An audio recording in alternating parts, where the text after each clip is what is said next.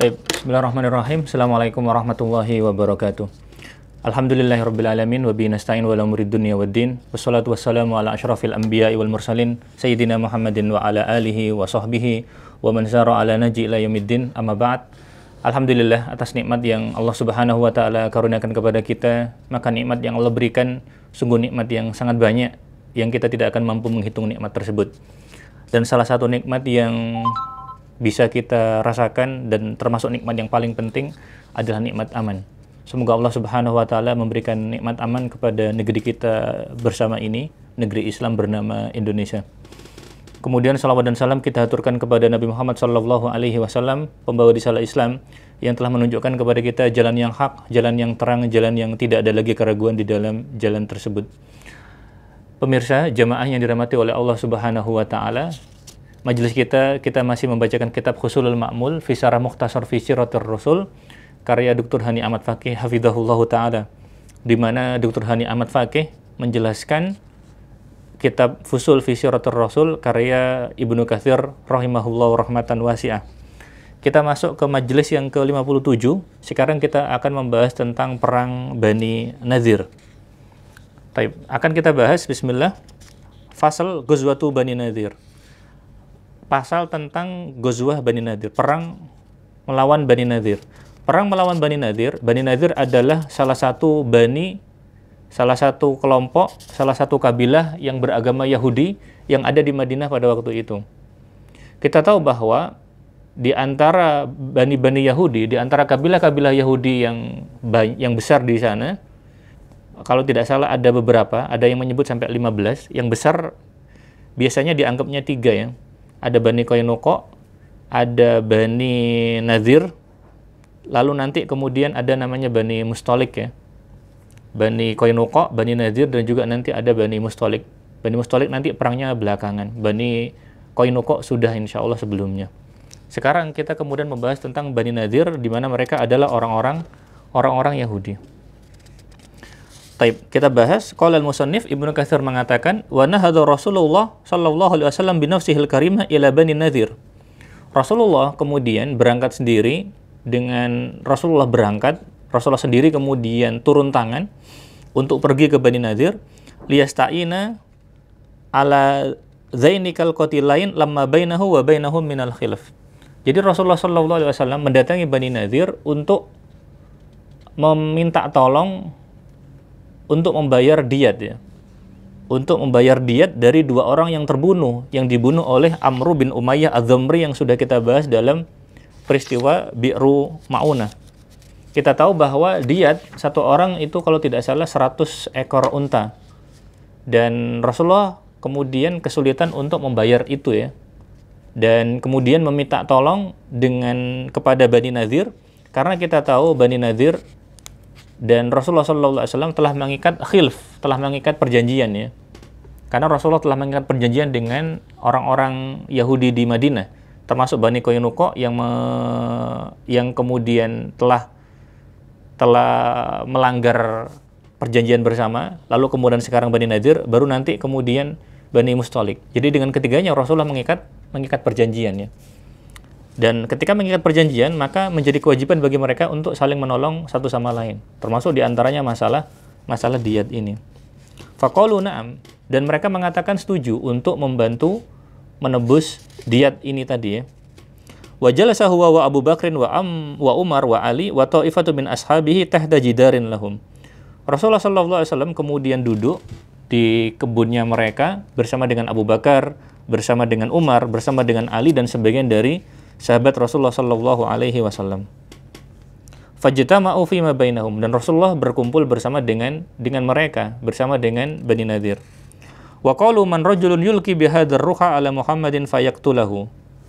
Salah seorang di antara mereka kemudian mengatakan, mereka kemudian punya rencana busuk untuk apa? Untuk membunuh Nabi.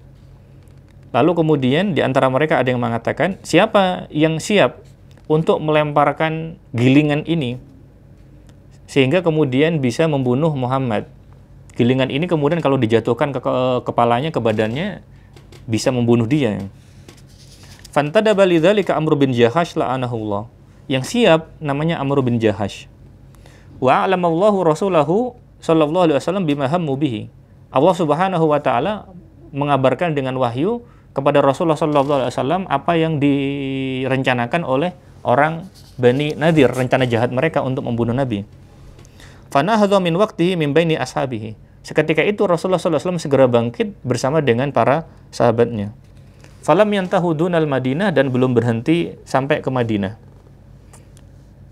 Waja'a man ahbara annahu ra'ahu sallallahu alaihi wasallam waja'a man ahbara annahu ra'ahu sallallahu alaihi wasallam dakhilan fi khitanil Madinah. Sampai kemudian ada yang mengabarkan bahwa Rasulullah sallallahu alaihi wasallam kemudian masuk ke khitan dakhilal Madinah. Ke tembok atau ke daerah yang sudah masuk area Madinah. Faqama Abu Bakrin wa man ma'ahu fattaba'uhu. Abu Bakar kemudian bangkit bersama dengannya dan mengikuti Rasulullah sallallahu alaihi wasallam untuk kembali. Fa akhbarhum bima a'lamallahu min amri Yahudin. Dan Rasulullah sallallahu alaihi wasallam mengabarkan kepada Abu Bakar dan sahabatnya wahyu Allah yang mengabarkan rencana busuk dari orang Yahudi tersebut untuk membunuh Nabi. Fanadaban nasa ila qitalihim. Dan Rasulullah sallallahu alaihi wasallam kemudian mengumpulkan para sahabat untuk memerangi mereka. Karena ini pengkhianatan. Dan pengkhianatannya sungguh sangat buruk. Karena kemudian pengkhianatannya dengan upaya untuk membunuh pemimpin kaum muslimin, yaitu Rasulullah sallallahu alaihi wasallam. Hal ini menunjukkan keburukan mereka. Karena itu tidak heran Nabi Muhammad sallallahu alaihi wasallam yang bukan nabi mereka mau mereka bunuh, bukan hal yang mengherankan. Karena nabi-nabi yang diutus kepada mereka saja kemudian mereka bunuh, sebagaimana banyak disebutkan dalam Al-Qur'an. Kemudian Ibnu Katsir melanjutkan, faharaja. Rasulullah sallallahu alaihi wasallam bersama kaum muslimin kemudian keluar dari kota Madinah. Fahasarahum sitta layalin. Maka mereka kemudian mengepung Rasulullah sallallahu alaihi wasallam mengepung Bani Nadir selama 6 malam. Fatahassanu fi atomihim. Lalu kemudian mereka berlindung di benteng-benteng mereka. Atom ada yang mengartikan benteng. Atom kalau tidak salah itu seperti loteng di atas ya, yang kadang bisa dibuat untuk tempat berteduh atau tempat pelindungan atau tempat pengamatan. Kurang lebih itu maknanya atom. Sebagian menyebut bahwa kenapa mereka kemudian kemudian mereka berani di situ, karena mereka dipanas-panasin oleh orang munafik bahwa orang munafik akan membantu mereka. Ada sebagian menyebut seperti itu. Tapi kita tahu bahwa orang munafik ternyata kemudian tidak membantu orang Yahudi. Lalu fa'amara sallallahu alaihi wasallam biqat'ina khailihim wa ikhraqiha. Allah Subhanahu wa taala kemudian memerintahkan untuk memotong pohon kurma mereka dan untuk membakarnya. Dan membakarnya dan memotongnya itu kemudian disebutkan dalam Al-Qur'an, dalam surat Al-Hasyr. Sehingga dari perang ini kemudian turun surat Al-Hasyr ya. Dan dalam ayat tersebut ada perintah untuk memotong hal tersebut, untuk memotong kurma, memotong pohon-pohon kurma mereka dan kemudian membakarnya. Dan kita tahu bahwa pohon kurma tersebut menjadi sumber utama pencaharian mereka ya. Sumber utama pencaharian mereka. Sehingga hal itu akan melemahkan mereka, menghinakan mereka. Fasa'alu Rasulullah sallallahu alaihi wasallam ayyujliyahum. Allah Subhanahu wa taala kemudian menimbulkan ketakutan, dan hikmah dari perintah Allah untuk membakar kurma-kurma tersebut, sebagian kaum muslimin keberatan ya. Sebagian kaum muslimin ada yang merasa berat dengan hal tersebut.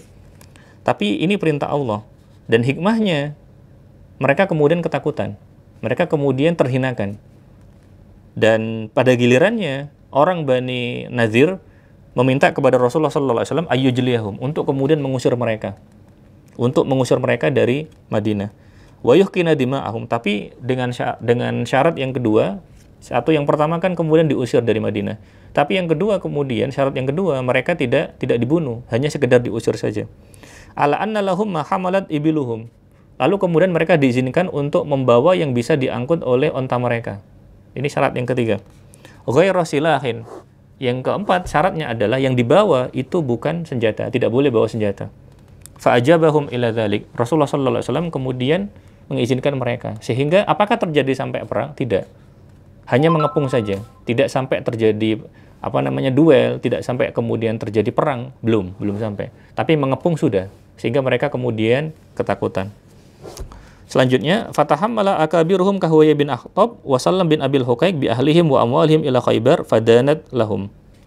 Adapun pemimpin-pemimpin dari Bani Nadir seperti Huyai bin Akhtab, seperti Salam bin Abil Huqaiq, maka mereka kemudian kabur dengan membawa keluarganya, dengan membawa harta mereka, dan mereka pergi menuju ke Khaybar. Dan mereka kemudian menuju ke Khaybar, fadanat lahum, dan mendekat ke Khaybar. Wa dhahabat ta'ifatun minhum ila Syam. Sebagian lagi dari orang Yahudi tersebut kemudian pindah ke Syam. Wa fi hadil ghazwa, dalam perang ini anzalallahu subhanahu wa ta'ala surat al-Hasyr. Dalam perang ini kemudian Allah Subhanahu wa taala menurunkan firman-Nya dalam surat Al-Hasyr. Wa qad kana Abdullah bin Abbas yusammiha surah Bani Nadir. Dan Ibnu Abbas radhiyallahu anhu menamakan surat Al-Hasyr ini dengan surat Bani Nadir karena menceritakan kisahnya Bani Nadir. Kemudian selanjutnya terkait dengan apa yang sudah terjadi sebelumnya terkait dengan Bi'ru Ma'unah. Wa qanata Rasulullah sallallahu alaihi wasallam syahran yad'u 'alal ladzina qatalul qurra. Rasulullah sallallahu alaihi wasallam kemudian kunut, membaca kunut selama 1 bulan untuk mendoakan keburukan terhadap pihak yang membunuh para penghafal Al-Quran. Ashabu Bi'ri Ma'unah yang terbunuh dalam peristiwa Bi'ru Ma'unah, sebagaimana yang sudah kita bahas pada pertemuan selanjutnya. Wallahu ta'ala alam bisawab. Demikian apa yang disampaikan oleh Ibnu Katsir rahimahullahu rahmatan wasi'ah dalam Al-Fusul. Kita lanjutkan pembahasan setelahnya, penjelasannya Dr. Hani Ahmad Faqih hafizahullahu ta'ala. Beliau kemudian mengatakan al-kalam alaihi min wujuh. Penjelasan terkait dengan perang Bani Nadir bisa disampaikan dari beberapa sisi. Yang pertama, haditsatu Bani Nadir awrad al-Bukhari wa Muslim fi sahihain ajza'an mufarraqatan minha. Beliau menyebutkan bahwa kisah perang Bani Nadir itu ada riwayatnya dalam Sahih Bukhari dan Sahih Muslim. Tetapi kemudian bentuknya terpisah-pisah, terpecah-pecah, fragmen-fragmen. Sehingga kemudian bukan cerita satu kesatuan, tapi kemudian tercampur, ada potongan-potongan. Menunjukkan bahwasanya memang peristiwa ini ada gitu. Minha diantaranya adalah hadis Ibnu Umar. Diantaranya hadis Ibnu Umar qala harabatin nadhir wa Quraidah fa ajla Bani Nadir wa aqarra Quraidah wa manna alaihim hatta harabat Quraidah. Harabat Quraidah. Bani Quraidah kemudian memerangi, dalam artian mereka melanggar perjanjian sehingga kemudian mereka berperang. Wa Quraidah, begitu juga Quraidah melanggar perjanjian. Fa'ajla Bani Nadir. Adapun Rasulullah sallallahu alaihi wasallam terkait Bani Nadir, maka Rasulullah sallallahu alaihi wasallam ajla, mengusir, mendeportasi bahasa hari ini. Wa aqarra Quraidah. Adapun Bani Quraidah nanti maka kemudian Rasulullah kemudian pertahankan, tidak diusir. Wa manna alaihim, dan memberikan jaminan keamanan kepadanya. Tapi nanti dengan ada syarat lainnya. Nanti dibahas terkait dengan Bani Quraidah. Hatta harabat Quraidah, sampai kemudian orang Bani Quraidah itu melanggar perjanjian. Wa minha haditsu Ibnu Umar. Begitu juga hadis lain, hadis Ibnu Umar juga. Di mana dalam hadis ini di Sahih Bukhari dan juga Sahih Muslim dijelaskan harraqa Rasulullah sallallahu alaihi wasallam nahla Bani Nadir wa qata'a. Rasulullah sallallahu alaihi wasallam kemudian dan para sahabatnya itu memotong pohon kurmanya Bani Quraidah dan juga membakar dan juga memotong. Pohon-pohon kurma, kebun-kebun kurma dari Bani Quraidah. Itu fragmen-fragmen yang ada di Sahih Bukhari dan Sahih Muslim. Kenapa Dr. Hani Ahmad Faqih menyebutkan hal ini? Untuk menguatkan bahwa memang cerita ini itu betul-betul ada dan periwayatannya ada di Sahih Bukhari dan Sahih Muslim. Dan keduanya adalah kitab yang paling sahih di dunia ini setelah Al-Qur'an. Kemudian poin yang kedua, wal masyhur inda ahli al-maghazi wasiyar anna hadhil ghazwah kanat ba'da Uhud. Yang masyhur dari ulama-ulama sirah bahwa perang ini itu terjadi setelah perang Uhud. Terjadinya setelah perang Uhud. Kapan? Fi sanatir rabi'ah minal hijrah. pada tahun 4 Hijriah. Ini yang masyhur ya. Pada tahun 4 Hijriah setelah perang Uhud. Kemudian poin yang ketiga terkait dengan sebab. Wa amma an sababil ghazwa faqad dzakara al-musannif annaha kanat bisababi mukhawalati Bani Nadir al-ghadr bi Rasulillah sallallahu alaihi wasallam wa qatlihi. Sebabnya karena sebagaimana disebutkan oleh Ibnu Katsir, sebabnya karena mereka berkhianat dan mereka hendak berencana membuat makar busuk untuk membunuh Rasulullah sallallahu alaihi wasallam. Melakukan percobaan pembunuhan kepada Rasulullah sallallahu alaihi wasallam. Indama ja'ahum liyasta'ina bihim ala diyatir rajulaini alladzina qatalahuma ahadu ashabihi khata'an. Di mana Rasulullah mendatangi mereka untuk meminta bantuan untuk membayarkan diat dari dua orang yang dibunuh secara keliru, salah bunuh ya. Di mana yang kemudian yang membunuh adalah Amru bin Umayyah Az-Zamri sebagaimana kita bahas dalam perang Bi'ru Ma'unah sebelumnya. Taib. Kemudian wahada sabab dzakarhu Ibnu Ishaq bi isnadin mursal. Secara sanad bahwa riwayat ini itu riwayat mursal. Di mana riwayat mursal mursalun minhu sahabi saqat. Jadi mursal itu kemudian riwayat yang sahabatnya itu tidak disebutkan. Jadi dari tabi'in langsung loncat ke Rasulullah sallallahu alaihi wasallam. Kemudian wa dzakarahul Bukhari fi shahihi mimma yadullu ala qabulihi lahu. Lalu kemudian hal ini disebutkan oleh Bukhari rahimahullah dalam sahihnya. Mimma yadullu ala qabulihi lahu. Di mana kemudian riwayat ini menunjukkan bahwasanya mereka memang menerima hal tersebut ya. Taib wa dzalika fi qoulihi, hal itu kemudian sesuai dengan apa yang dikatakan oleh Imam Bukhari, bab hadis Bani Nadir. Bab tentang peristiwa Bani Nadir. Wa makhrajur Rasulillah sallallahu alaihi wasallam ilaihim fi diyatir rajulaini. Dan bagaimana Rasulullah keluar menemui mereka untuk meminta tolong penebusan diat dua orang yang dibunuh secara keliru ya oleh Amr bin Umayyah Az-Zamri. Wa ma'aradu minal ghadri bi Rasulillah sallallahu alaihi wasallam. Di mana kemudian mereka kemudian berkhianat, ingin mencoba untuk membunuh Rasulullah sallallahu alaihi wasallam. Kemudian waqad dzakara ahlul maghazi li hadzal ghazwa asbaban ukhra. Sebenarnya ada sebab-sebab lain yang disebutkan oleh para ulama sirah. Di antaranya adalah ad-dassu wat tahrid, di mana mereka itu sudah menjadi provokator ya. Bahaya jadi provokator ya. Jangan sampai jadi provokator. Jangan sampai jadi provokator. Kalau orang kafir kemudian jadi provokator ya wajar ya. Provokator. Dan ini sifat yang sangat buruk ya. Kalau seorang muslim hati-hati ya. Rasulullah SAW menyebutkan la yadkhulul jannata namam.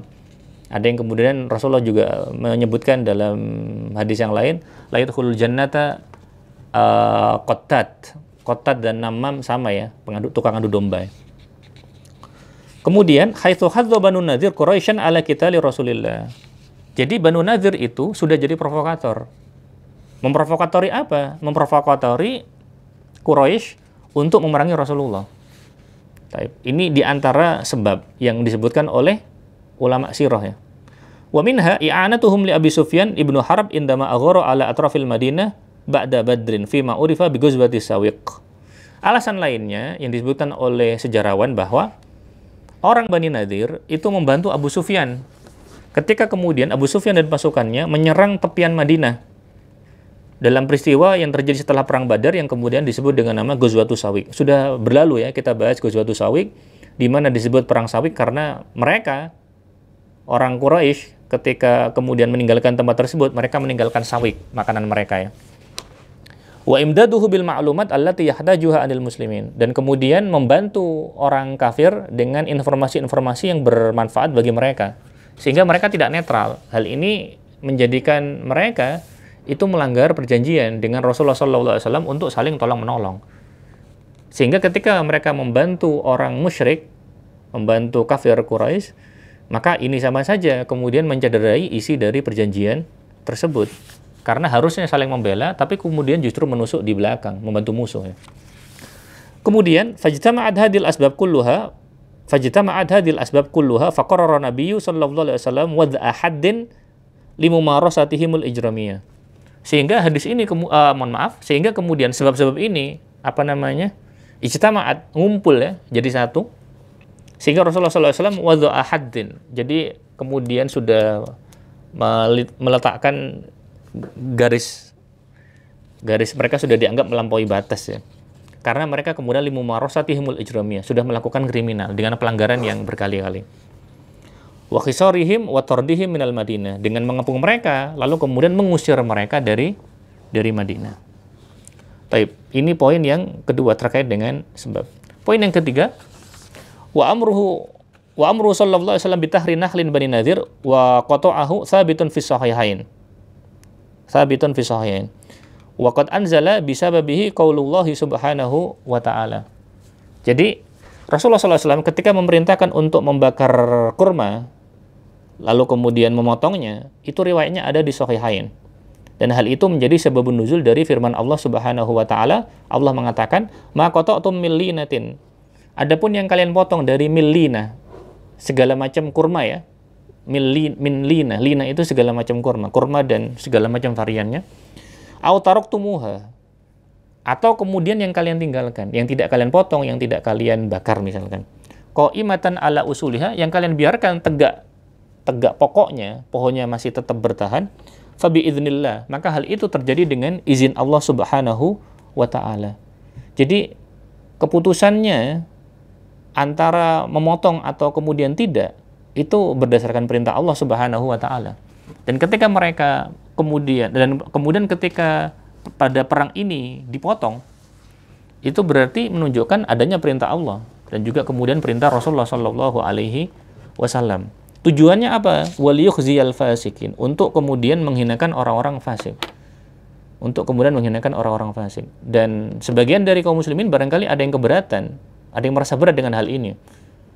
Lalu kemudian Allah Subhanahu wa taala menurunkan ayat ini dan menunjukkan ayat ini bahwa jangan sampai kemudian merasa berat karena ini perintah Allah. Karena ini kemudian perintah Allah Subhanahu wa taala.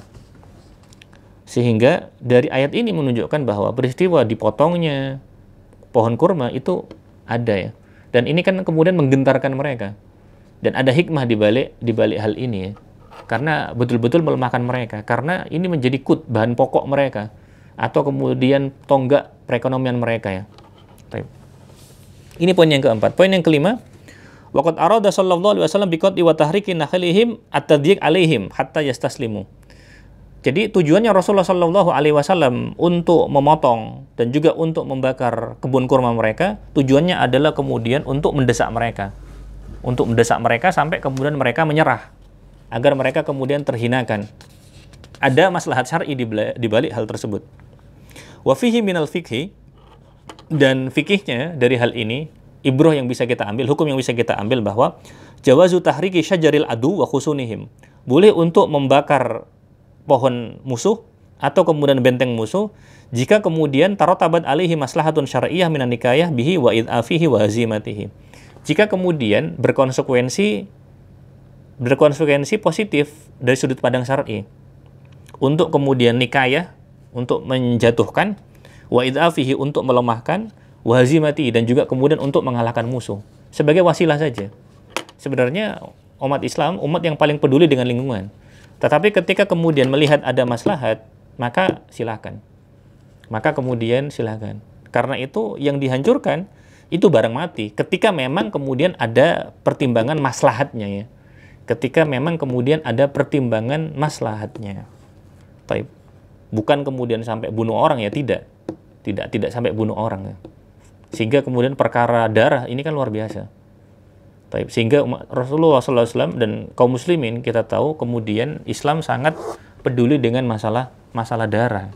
Karena itu jangan sampai darah tertumpah dari kaum muslimin. Karena darahnya kaum muslimin satu sama lain itu haram, tidak boleh ditumpahkan. Bahkan dalam perang. Maksudnya dalam perang pun harus kemudian hati-hati, tidak boleh sembarangan. Ada aturannya ya, tidak main hantam. Karena Islam memandang perang itu salah satu wasilah ya. Bukan kemudian perang seperti yang difahami oleh misalkan seperti orang kafir ya, yang perang kemudian menjadi alat untuk menghancurkan. Bayangkan misalkan apa yang terjadi di Hiroshima dan Nagasaki, betapa memilukan. Sekitar 600.000 orang mati ya karena bom Hiroshima dan Nagasaki. Maka ketika sebagian orang kafir kemudian mencela Rasulullah dan para sahabatnya membakar membakar kebun-kebun mereka, maka hal ini ada maslahat di balik itu. Ada maslahat di balik itu, dan yang dirusak bukan manusia ya, tetapi kemudian pohon. Taib, ini poin yang kelima. Poin yang keenam, waqad kanat muddatul khisar sita layalin kama fi sirah li Ibnu Ishaq. Berapa lama dikepung mereka? Selama 6 hari, sebagaimana riwayat dalam Ibnu Ishaq. Poin yang ketujuh, waqad dzakara al-Hafidz Ibnu Hajar anna arda Bani Nadir kanat mimma afa Allahu ala rasulih. Jadi Ibnu Hajar menetapkan bahwasanya tanah Bani Nadir, tanah miliknya Bani Nadir itu adalah mimma afa Allahu ala rasulih, menjadi fai'. Apa itu fai'? Fai' itu maknanya adalah naungan. Naungan yang kemudian berpindah. Disebut fai' karena hartanya itu berpindah dari orang kafir menuju orang Islam. Fai' itu kemudian naungan yang kemudian berpindah. Naungan yang kemudian berpindah. Sama misalkan digambarkan tentang bahasanya itu seperti naungan ketika waktu siang hari dan setelahnya, itu kan berpindah posisinya. Kurang lebih seperti itu. Maka fai' itu juga seperti itu karena makna berpindahnya. Itu berpindahnya kepemilikan dari orang kafir kepada kaum muslimin. Fai' beda dengan ghanimah. Fai' beda dengan ghanimah. Fai' itu tidak didapatkan dengan perang. Ghanimah didapatkan dengan perang. Fai' itu kemudian tidak sampai perang. Sebagaimana yang terjadi di sini, karena tidak sampai perang. Dikepung, iya dikepung.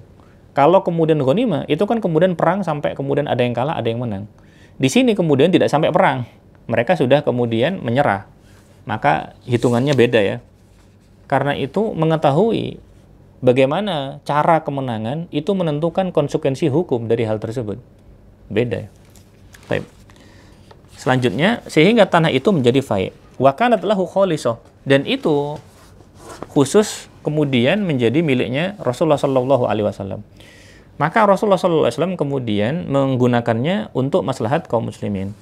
Lalu Ibnu Hajar melanjutkan, lakinnahu athara bihal muhajirin. Tetapi kemudian Rasulullah Shallallahu Alaihi Wasallam itu mendahulukan yang lain, yaitu mendahulukan orang muhajirin.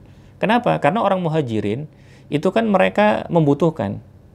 Mereka orang-orang yang kemudian tidak lama sebelumnya itu baru saja hijrah dari Mekkah menuju ke Madinah dan mereka tidak bawa apa-apa. Karena itu dikatakan di sini athara bihal muhajirina wa amarahum ayyu'idu ilal ansor. Maka nuwasuhum bihi lamma qadimu alaihimul Madinah wala syai'a lahum. Jadi Rasulullah kemudian memberikan tanah itu, memberikan tanah yang di Bani Nadir itu tadi, fai' tadi, itu kemudian diberikan kepada muhajirin. Lalu kemudian mereka memerintahkan untuk mengembalikan yang sudah diberikan oleh orang Ansor kepada mereka. Karena orang Ansor ini sangat baik sekali. Karena orang Ansor ini kemudian lebih, mereka itu orang Ansor rela untuk mendahulukan saudaranya orang muhajirin daripada mereka sendiri. Dan hal ini kan disebut dalam Al-Quran. Di mana kemudian Allah Subhanahu wa taala menyebutkan ya di surat Al-Hasyr terkait dengan muhajirin, kemudian Al-Ansor ya. Wa yu'thiruna ala anfusihim walau kana bihim khassasah. Orang Ansor dikatakan yu'thiruna ala anfusihim. Jadi mereka rela untuk kemudian mendahulukan saudaranya orang muhajirin, padahal mereka khassasah. Padahal mereka kemudian penting ya, memerlukan sekali. Dan hal ini menunjukkan bahwa hubungan erat antara muhajirin dan ansor itu sangat kuat. Sangat kuat, sangat kuat. Dan ini kemudian yang disebutkan oleh Muhibbuddin Al-Khatib bahwa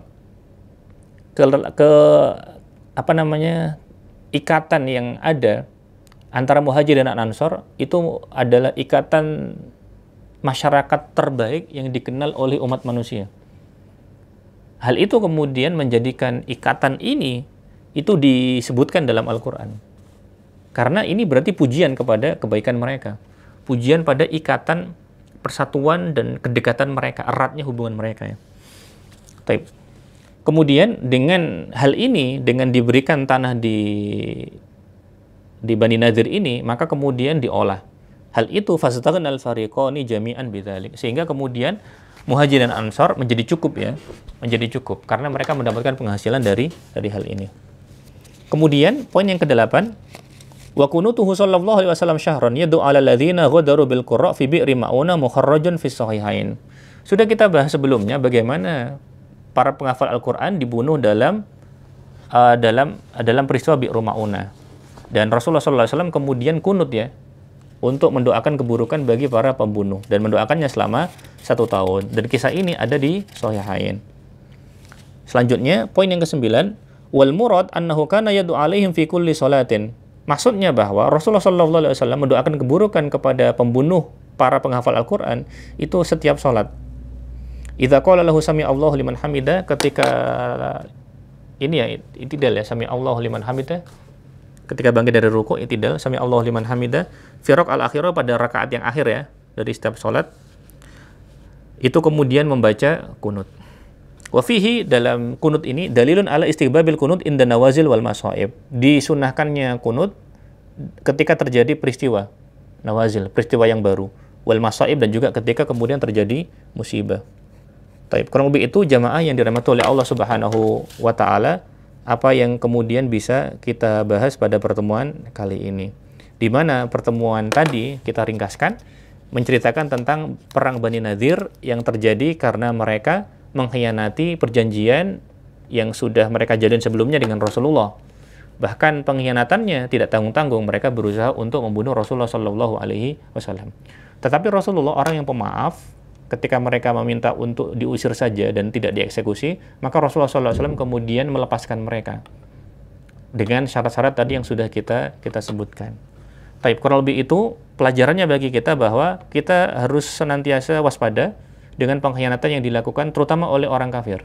Orang Yahudi tidak bisa dipercaya dan orang Yahudi itu sangat berbahaya.